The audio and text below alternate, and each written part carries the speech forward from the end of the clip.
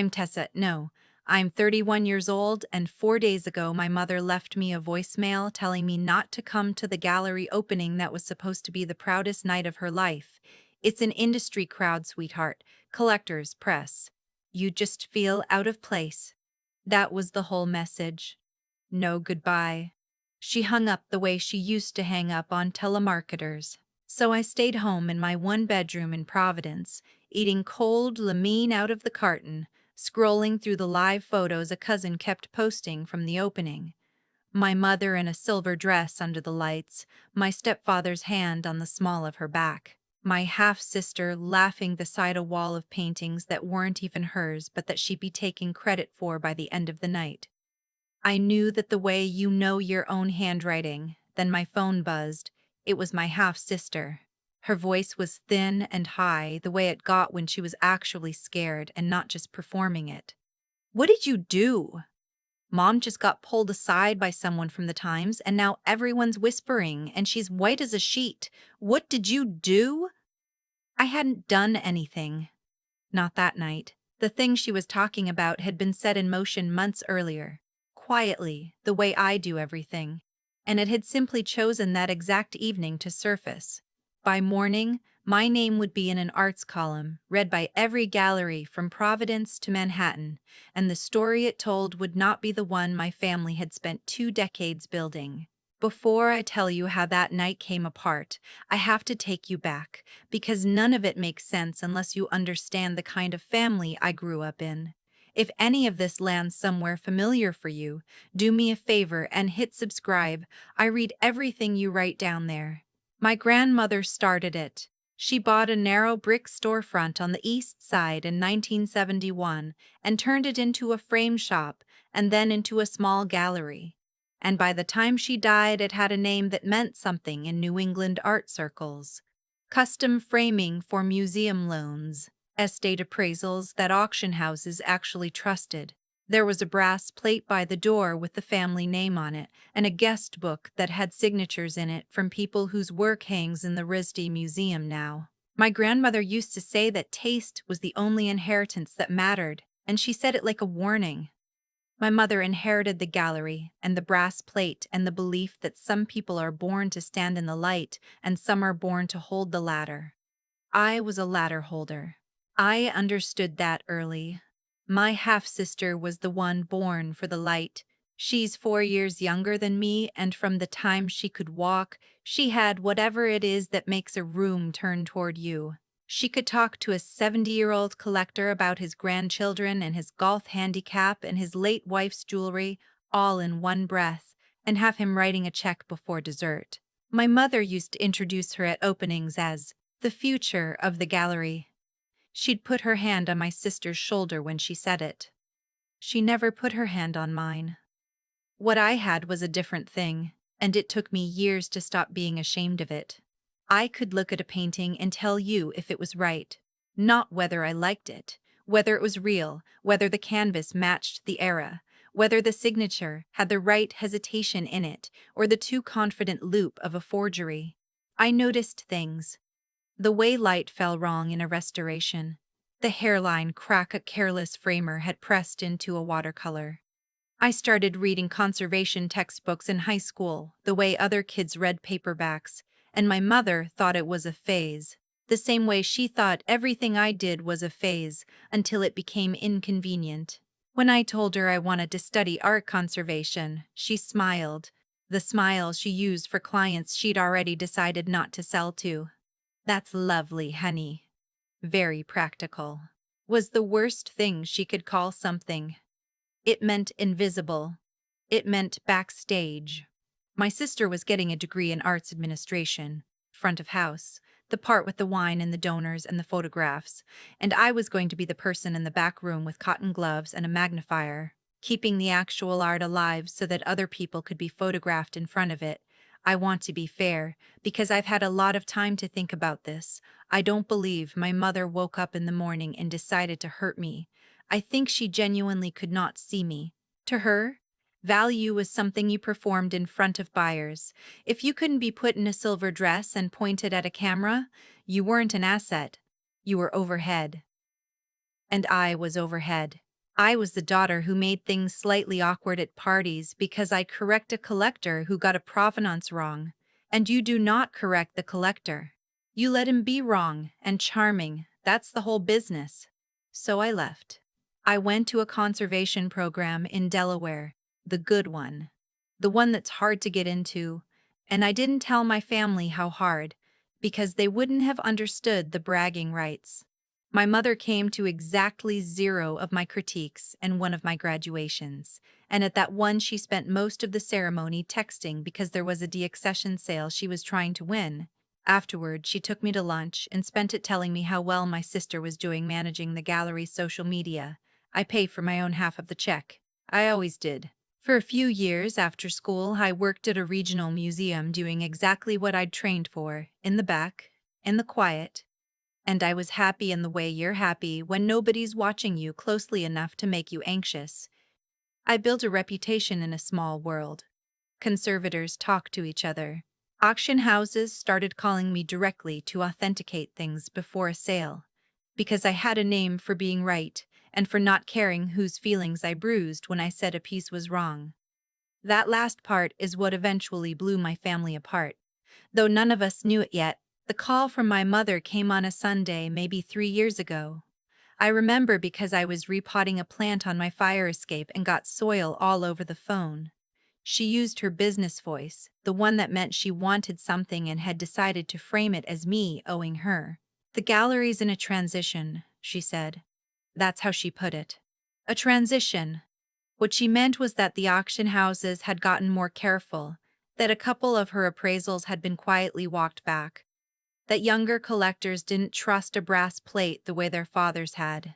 The art world had professionalized around her while she'd kept doing business on charm and handshakes, and charm doesn't survive a forensic report. We need to modernize, she said. We need someone with your kind of credibility attached to the gallery. People respect what you do. It would mean so much to your sister.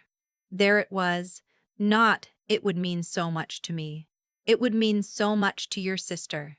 Even asking me for help, she routed it through the favored child. She wanted me to authenticate for the gallery, to let them put my credentials, my professional standing, behind their appraisals so the auction houses would start trusting them again. And I want you to understand that part of me, the stupid, soft part that every comment section is going to yell at me about, actually wanted to say yes, because she was asking. Because for the first time in my life, my mother was telling me that something I could do had worth. That's a powerful drug when you've been thirsty for it your whole life. But I'd been in the business long enough to be careful. I said I'd consult on the side on specific pieces for a fee with paperwork. I drew up a simple agreement myself, what I would and wouldn't authenticate, that my opinions were mine, that my name couldn't be used on a piece I hadn't personally examined and signed off on. My mother signed it without reading it, the way she signed everything, waving her hand like the document was a fly. My sister was there, and she read it. I noticed she read it. I should have noticed harder. For about a year, it actually worked. I'd come up on weekends, examine consignments in the back room, write honest reports. Most were fine. A few I flagged. There was a school of landscape someone wanted to sell as the real thing, and I said no, it's school of. And the gallery lost a sale and my mother was cold to me for a month. There was a small Hudson River piece that was genuine and underpriced, and I said so, and they made real money on it. And for one dinner, my mother bragged about me to a table of donors, and I floated home on it for a week. I'm not proud of how little it took. What I didn't see was what my sister was building in the meantime. The thing about being the backroom person is you don't watch the front of the house. I was so focused on the canvases that I didn't watch the paperwork once it left my hands. My sister did the cataloging. She wrote the listing copy, prepared the certificates, handled the communication with the auction houses. And somewhere in that year, she figured out something I'd been too trusting to imagine, that my reports could be edited. That a certificate could say I'd authenticated a piece I'd actually flagged. That my reputation, the thing I'd spent 15 years building grain by grain, could be borrowed without my knowing it. I found out by accident, which is the only way I ever find out anything important. An old colleague from the museum called me. He'd moved to a major auction house in New York, and he called me sounding strange, careful, the way you talk to someone you're about to give bad news. "I'm looking at a consignment from your family's gallery," he said. "There's a certificate with your name on it. Did you actually examine this one?" He described the piece, a small interior scene, attributed to a minor but collectible 19th century painter. And I knew it instantly, because I'd held it, I'd put it under the lamp, and I'd written a 2-page report explaining exactly why it was wrong. The ground layer was modern, the croqueur was painted on, it was a competent fake and not even an old one. "I flagged that," I said. "I flagged it months ago. I said do not sell this." There was a long silence on his end. "Tessa," he said, "the certificate says you authenticated it as genuine. It's got your name, your credentials, a signature that looks like yours. It's going up in the spring sale with an estimate of $40,000. I sat down on my kitchen floor. I remember the exact cold of the linoleum. "Here's what I want you to understand. Because the comments are going to say I overreacted, that family is family, that I should have called my mother and worked it out quietly. If a certificate with my name on it sold a fake to a collector, I was finished. Not embarrassed, finished. Conservators live and die by a single thing, whether your yes means yes. One forged authentication, even if I could eventually prove I didn't write it, would follow my name into every database, every whisper network, every auction house in the country. They would not stop to learn that my sister had done it. They would just stop calling me. My whole quiet, careful backroom life, the one thing that was actually mine, was being spent like cash by someone who'd never once asked permission. I didn't call my mother. I want to be honest about that, because it's the moment some of you will decide I'm cold. I thought about calling her, and then I thought about every time I'd brought her a problem and watched her reframe it into something that was actually my fault for being difficult. I knew exactly how that call would go. She'd say I was overreacting. She'd say my sister would never. She'd ask me, gently, not to make a scene right before the gallery's big anniversary show.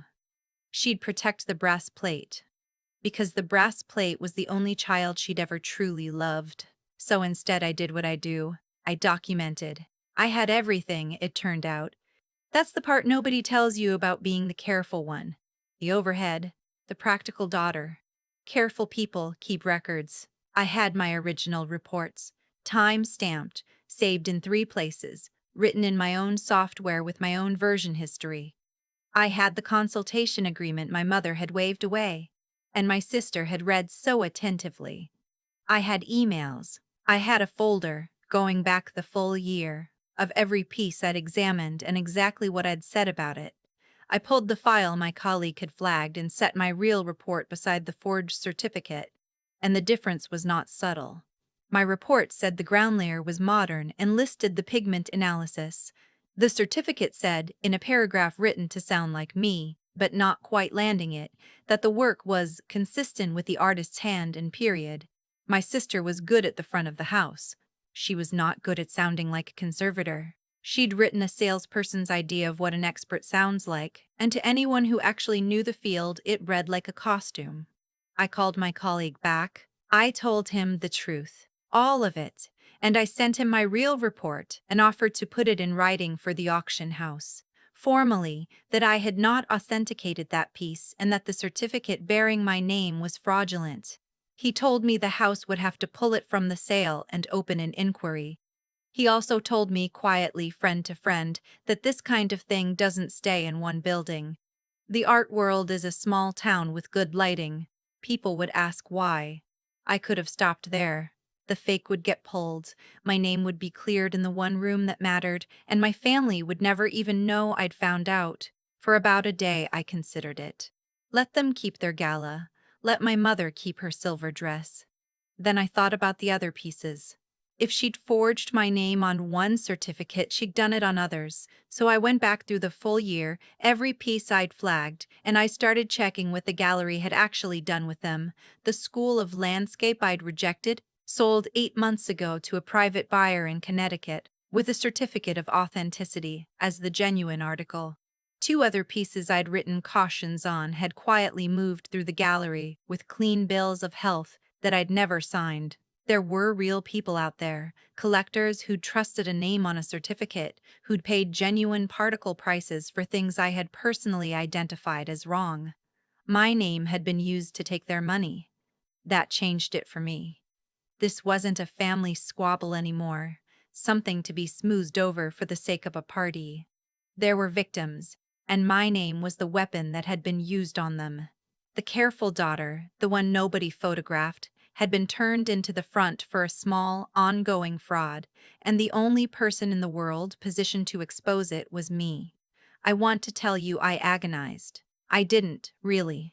The decision felt less like revenge and more like the most basic kind of self-defense, the kind where you finally stop apologizing for taking up space. I compiled everything into a single, clean dossier, every flagged report beside every forged certificate, the agreement my mother had signed, the sales records I could access, a written statement laying out the timeline plainly, no emotion, just dates and documents, because I'd learned long ago that the colder you keep it, the louder it lands. I had the auction house's own inquiry as corroboration. I gave it to an arts journalist I'd met years earlier at a conservation conference, someone with a reputation for getting the technical details right, which most reporters can't. She spent 6 weeks verifying it. She talked to my colleague. She talked to the auction house. She talked, I found out later, to the Connecticut buyer, who had started to suspect on his own that the landscape on his wall wasn't what he'd paid for. She had pigment reports reviewed by an independent conservator who confirmed my findings. By the time she was ready to publish, the story wasn't my word against my family's. It was documentation against a brass plate, and documentation wins. I didn't choose the date. The journalist did for her own reasons. It happened to be the night of the gallery's anniversary gala, the same night my mother left me that voicemail telling me I'd feel out of place. I've thought a lot about whether I'd have changed the timing if I could have, and I've decided I'm glad I didn't have the chance to be merciful. Some symmetry you don't get to design, you just get to receive it. The piece went live a little after 8. I know because my cousin's gala photos and the article hit my feed within minutes of each other. The silver dress and the headline stacked one on top of the other. Respected Providence Gallery accused of using forged authentications, the headline said. Conservator says her name was forged on certificates for work she had rejected. There was a photo of the forged certificate beside my real report, the two paragraphs side by side, and you didn't have to know anything about art to see that one of them was wearing the other's clothes. My sister called first, the call I told you about at the beginning, her voice high and scared. Then my mother. Then numbers I didn't know. The journalist had quoted me, so my name was attached, and people I hadn't spoken to in years suddenly remembered I existed. I let it all ring. When I finally picked up, it was my mother, on maybe her 5th try, and she'd moved past panic into the cold, controlled fury I'd grown up under. "How could you do this to your own family?" she said. "Not a question. Do you have any idea what you've destroyed? The gallery, your grandmother's name, your sister's entire career. For what? Because you felt left out?" For 1 second, the old reflex rose up in me, the one that wanted to apologize, to explain, to make myself smaller until she stopped being angry. And then I thought about the cold linoleum and the forged signature, and the people in Connecticut with fakes on their walls. "I didn't do anything to the family," I said. "I told the truth about what was done in my name. If that destroys the gallery was already a lie." She told me I was no daughter of hers. I'd heard versions of it my whole life, just never the whole sentence out loud. I told her I understood, and I meant it, and I hung up. The collapse was faster than I expected. By the next afternoon, the auction house had not only pulled the spring consignment, but issued a statement that it was suspending all business with the gallery pending review. The Connecticut buyer's lawyer reached out to the journalist, then to the gallery, then, I assume, to a courthouse. Two other clients came forward about pieces they bought. The grandmother's name, the one Taste was the only inheritance name, started appearing in sentences with the word fraud in them, and there is no recovering from that in a small market built entirely on trust. My sister was the public face of the cataloging, the listings, the certificates. She had signed her own name to the gallery's processes in 100 places. When the inquiry went looking for who had actually prepared the documents, every road led to her front-of-house competence. My mother tried, I heard, to take some of it onto herself, to say she'd approved everything, and maybe that was the closest she ever came to protecting one of her children. But it didn't matter, because the technical work, the forging of a conservator's voice, had my sister's fingerprints all over it in ways even my mother's charm couldn't talk away. My stepfather called me, which surprised me. He'd never been cruel to me, just absent, a man who'd married into the brass plate and learned its rules. He didn't defend anyone. He said, "I think I knew something was off. The numbers were too good for the market. I didn't want to ask." Then he said he was sorry and that he'd told my mother for years she should treat me better. And I believed about half of it, which was more than I'd have believed a month earlier. I thanked him and I didn't promise anything and I never called him back. There was no dramatic reconciliation. I know that's what some of you want, the scene where my mother shows up at my door in the rain and we both cry. It didn't happen and it wouldn't have helped. What happened instead is that I blocked the numbers, one by one, on a quiet Tuesday. My mother, my sister, two aunts who I knew would be sent to soften me up, a family group chat I'd been muted in for years anyway. I didn't do it furious. I did it the way you finally throw out a coat you've been meaning to donate, a small, clean motion, and then the closet has more room in it than you remembered. That was about a year ago. I'm not going to pretend it turned into a fairy tale, because the comments can always smell a lie. But it turned into a life, which is better. The auction houses that might have dropped me if the fake had gone through instead came out of the whole thing trusting me more, because I'd been the one who blew the whistle on my own family, rather than let a forgery into the market with my name on it. That's the thing about being known for whether your yes means yes, when you prove your no means no too, even at a cost like that, people remember. I get more work now than I can take. I left the museum and went independent, and I have a small studio of my own in a converted mill building. North-facing windows, the good light conservators chase their whole careers. I authenticate for two of the major houses now, the kind that used to only call my mother's gallery, back when the brass plate still meant something.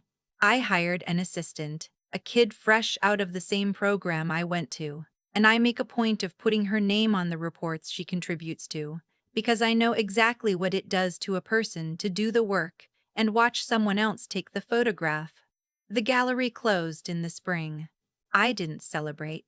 I read about it in the same arts column that had run the original story, a short follow-up, the brass plate coming down after 50 years. My grandmother's name went with it, and I felt something complicated about that, because she's the one who taught me to look at a painting and tell the truth about it, and the truth-telling is what finally took the place down. I think she'd have understood. I think, of all of them, she might even have approved. My sister moved away. Someone told me she's doing marketing now, somewhere in the Midwest. Nothing to do with art, which is probably the kindest place she could land. My mother sold the house. She sent me one letter, handwritten. The only handwritten thing I think she's ever sent me. It said the family needed me, that we could rebuild something together if I'd just come home. That blood was thicker than a misunderstanding. She called it a misunderstanding. She called it a misunderstanding. I read it twice and put it in a drawer, and then a few weeks later I put it in the recycling, and I didn't feel cold doing it. I felt finished. People ask me, The few people I've told the whole thing to, whether I feel guilty for what happened to them, the honest answer is no, and I've stopped flinching when I say it. I didn't forge anything. I didn't lie to a single collector. I didn't take anyone's money. All I did was refuse, finally, to let my name be the thing that made the lie believable. They built a house on the assumption that the quiet daughter would always hold the ladder and never look up to see what they were doing at the top of it. They were wrong about the one thing they were sure of, and it cost them everything.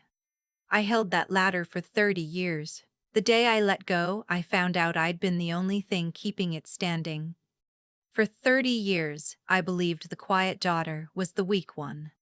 I held the ladder while my mother and my sisters stood in the light, and I told myself that was simply who I was.